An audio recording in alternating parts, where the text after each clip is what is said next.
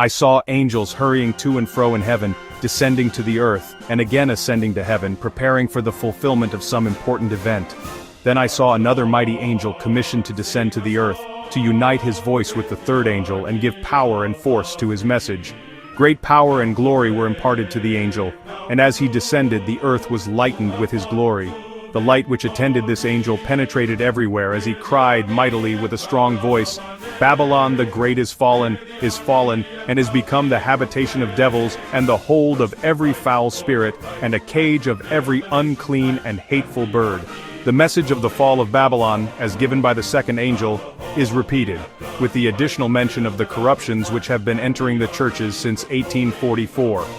The work of this angel comes in at the right time to join in the last great work of the third angel's message as it swells to a loud cry, and the people of God are thus prepared to stand in the hour of temptation, which they are soon to meet. I saw a great light resting upon them, and they united to fearlessly proclaim the third angel's message. Angels were sent to aid the mighty angel from heaven, and I heard voices which seemed to sound everywhere, "Come out of her, my people, that ye be not partakers of her sins, and that ye receive not of her plagues. For her sins have reached unto heaven, and God hath remembered her iniquities." This message seemed to be an addition to the third message, joining it as the midnight cry joined the second angel's message in 1844. The glory of God rested upon the patient, waiting saints, and they fearlessly gave the last solemn warning, proclaiming the fall of Babylon and calling upon God's people to come out of her, that they might escape her fearful doom. The light that was shed upon the waiting ones penetrated everywhere, and those in the churches who had any light, who had not heard and rejected the three messages, obeyed the call and left the fallen churches.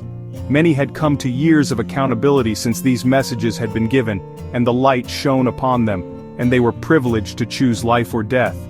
Some chose life and took their stand with those who were looking for their Lord and keeping all his commandments. The third message was to do its work. All were to be tested upon it, and the precious ones were to be called out from the religious bodies. A compelling power moved the honest, while the manifestation of the power of God brought a fear and restraint upon their unbelieving relatives and friends, so that they dared not, neither had they the power to, hinder those who felt the work of the Spirit of God upon them. The last call was carried even to the poor slaves, and the pious among them poured forth their songs of rapturous joy at the prospect of their happy deliverance. Their masters could not check them. Fear and astonishment kept them silent.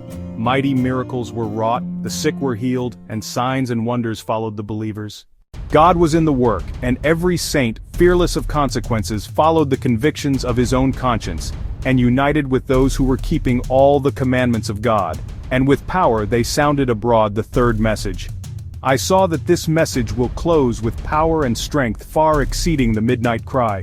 Servants of God, endowed with power from on high, with their faces lighted up and shining with holy consecration, went forth to proclaim the message from heaven.